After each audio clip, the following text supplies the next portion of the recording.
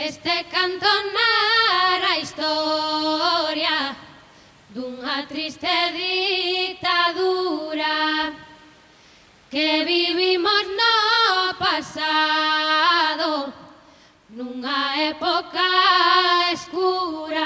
Ai la la, unha dictadura cruel apoderouse dos povos, a xente pasaba fame, víase terror nos ollos. Ai la la,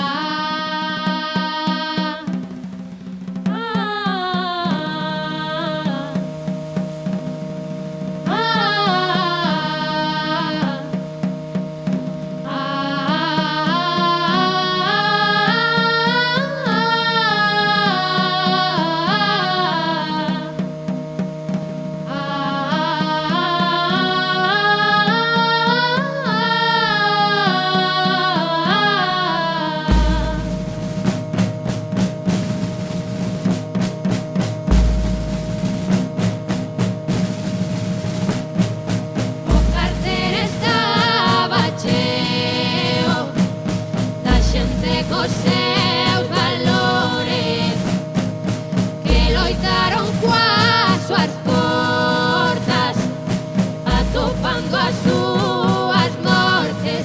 Ai la la,